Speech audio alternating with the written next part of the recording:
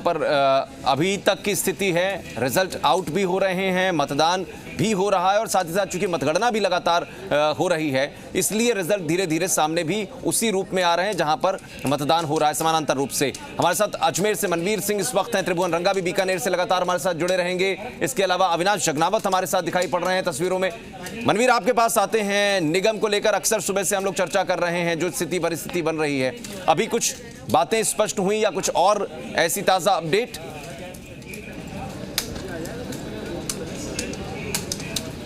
देखिए, अजमेर नगर निगम की हम बात करते हैं तो अजमेर नगर निगम के अंदर लगातार मतदान जारी है। भारतीय जनता पार्टी के सभी 48 जो पार्षद हैं वो एक साथ यहां पर पहुंचे थे और वो तमाम जो निर्दलीय पार्षद थे लेकिन जिन्होंने भारतीय जनता पार्टी को समर्थन दिया है वो भी यहां पर भारतीय जनता पार्टी की टीम के साथ ही पहुंचे और वहीं कांग्रेसी पार्षद भी पहली बार एकजुटता दिखाते हुए एक साथ यहाँ पर आए। भारतीय जनता पार्टी के प्रभारी अरुण चतुर्वेदी जी इस समय हमारे साथ मौजूद हैं। भाई साहब, आपसे जानना चाहेंगे किस तरह के मतदान हो रहा है और क्या आशाएं भारतीय जनता पार्टी? मतदान इस समय महापौर के लिए चल रहा है और मैं पूरी तरह आश्वस्त हूं कि भारतीय जनता पार्टी के 48 पार्षदों के मतों के अतिरिक्त भी भारतीय जनता पार्टी के प्रत्याशी बजलाता हाड़ा जी को वोट मिलेंगे और हम अपने निर्धारित मतों से अतिरिक्त वोट ला करके महापौर चुनेंगे।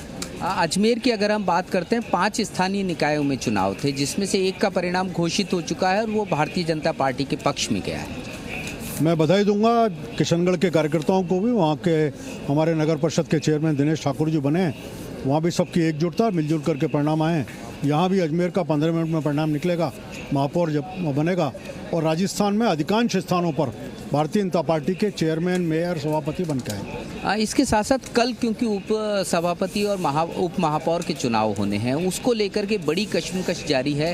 इस तरह की जो खबरें हैं वो लगातार सामने आ रही हैं। खासतौर पर अगर अजमेर नगर निगम की हम बात करते हैं तो भारतीय जनता पार्टी खेमे में कई दावेदार हैं जो उप महापौर के लिए अपनी दावेदारी को रख रहे हैं। देखिए, प्रत्येक कार्यकर्ता का ये अधिकार है कि अपनी इच्छा पार्टी के सामने रखे और इच्छा रखने के बाद पार्टी का जो अंतिम निर्णय होता है पार्टी का कार्यकर्ता स्वीकार करता है। इसलिए किसी की भी इच्छा होना गलत नहीं है। पार्टी ने अभी तक इस विषय में विचार शुरू नहीं किया है। आज इसको पूरा होने के बाद इसके बारे में पार्टी चर्चा करेगी, सबकी राय लेगी, लेने के बाद प्रदेश नेतृत्व से चर्चा करके तय करेगी और कल 10 बजे से पहले हम अपना प्रत्याशी तय कर लेंगे और निश्चित रूप से उप महापौर भी अजमेर नगर निगम में भारतीय जनता पार्टी का बनेगा। भारतीय जनता पार्टी ने जब टिकट वितरण हुआ तब से लेकर के अगर आज तक की हम बात करते हैं, एकजुटता के साथ में इस चुनाव को लड़ा, किस तरह के हालात आपको नज़र आ रहे हैं, किस तरह की स्थितियाँ नज़र आ रही हैं? हालात तो हमारे अनुकूल हैं और जिस तरह से आज भी देखिए कांग्रेस जो है 2-3 खेमों में बटी हुई है, लेकिन भाजपा जिसके बारे में कहा जाता था एक पार्टी विद द डिफरेंस की बात, अनुशासन सर्वोपरि, उसी कारण से भाजपा एक अंतर्राष्ट्रीय पार्टी बन पाई है। तो निश्चित रूप से भारतीय जनता पार्टी ने ये चुनाव एकजुटता से न केवल लड़ा है बल्कि हम मेयर भी बना रहे हैं और उप महापौर भी एकजुटता के साथ बनाने वाले हैं। तो देखिए, ये भारतीय जनता पार्टी का दावा है। मतदान क्योंकि अभी चल रहा है और मतदान की समाप्ति के बाद में मतगणना होनी है, तो क्या परिणाम आते हैं वो देखने वाली बात होगी। लेकिन क्योंकि दोनों ही तरफ से, चाहे भारतीय जनता पार्टी की बात करते हैं और या फिर कांग्रेस की बात करते हैं, लगातार ये दावा किया जा रहा है कि जितनी संख्या उनके पास में है उससे ज़्यादा मत उनको प्राप्त होंगे।